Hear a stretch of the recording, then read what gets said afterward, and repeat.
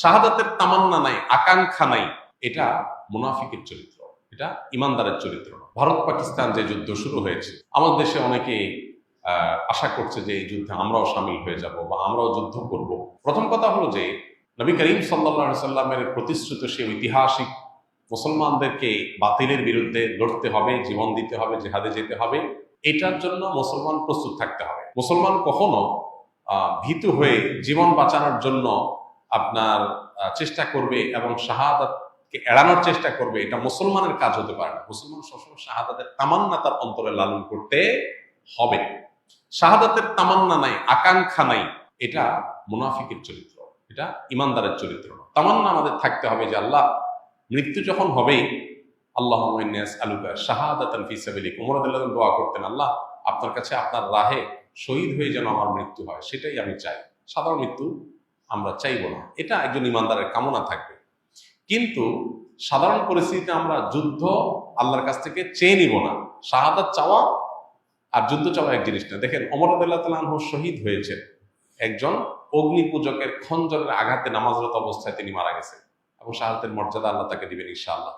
অথচ তিনি কিন্তু কোনো লড়াইয়ে মারা যান নাই, এবং তিনি দোয়া করতেন, আল্লাহুম্মা ইন্নী আসআলুকা শাহাদাতান ফি সাবিলিক ওয়াল মাউত ফি বিলাদি হাবিবিক, আল্লাহ আপনার রাহে শাহাদাতও চাই, আবার আপনার রাসূলের শহরে মৃত্যুও চাই। কেউ কেউ মনে করতে এটা সাংঘর্ষিক দোয়া। শাহাদাত তামান্না করলে তো জেহাদের ময়দানে যেতে হবে, কিন্তু মদিনায় তো জেহাদ চলে না, জেহাদ তো বাইরে চলে। আবার চাচ্ছেন মদিনায় মরতে, দুইটা কিভাবে হয়?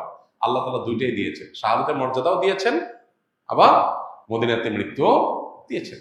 এই জন্য ইমানদার আল্লাহর কাছে দোয়া করার আছে, দোয়া করবে। তামান্না লালন করতে হবে, স্বপ্ন লালন করতে হবে, চেতনা ধারণ করতে হবে, নাহলে ইমানদার হতে পারবে না। সবই ঠিক আছে, কিন্তু সুস্থ স্বাভাবিক অবস্থায় যদি কেউ আল্লাহর কাছে যুদ্ধ চেয়ে নেয়, সেটা কিন্তু কাম্য না। নবী সাল্লাল্লাহু আলাইহি ওয়াসাল্লাম আল্লাহর কাছে আমাদেরকে নিরাপত্তা চাইতে বলেছেন, যুদ্ধ না। যুদ্ধ এসে গেলে করার জন্য প্রস্তুত থাকবো, তার জন্য প্রস্তুতি নিব, সবই ঠিক আছে। আলোচনা জারি রাখবো যাতে করে চেতনা শানিত থাকে, কিন্তু যেচে যুদ্ধ নিব না। আমরা আল্লাহর কাছে আমন, আফিয়া এবং সালামা এটা প্রত্যাশা করব।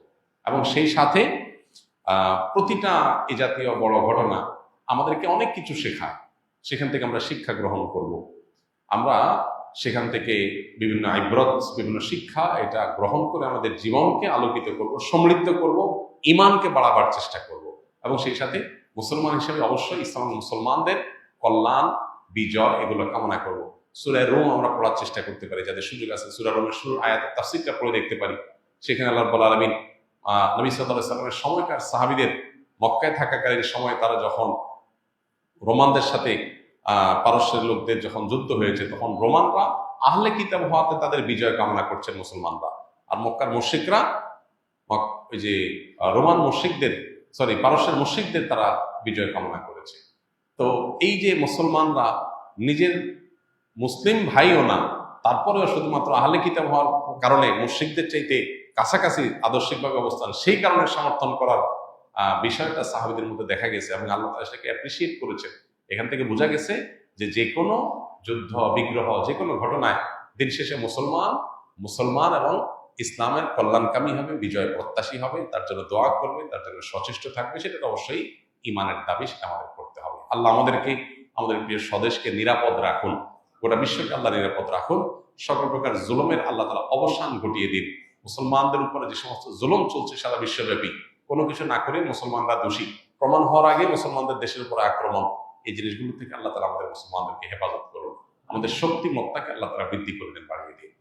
মুসলমান এবং অমুসলমানদের মধ্যে কোনো সংঘাত বা যুদ্ধ সংঘটিত হলে একজন মুসলমান হিসেবে আমাদের কোন পক্ষে থাকা উচিত বা করণীয় কি, এটা তো বলার অপেক্ষা রাখে না, প্রশ্ন করার অপেক্ষা রাখে না।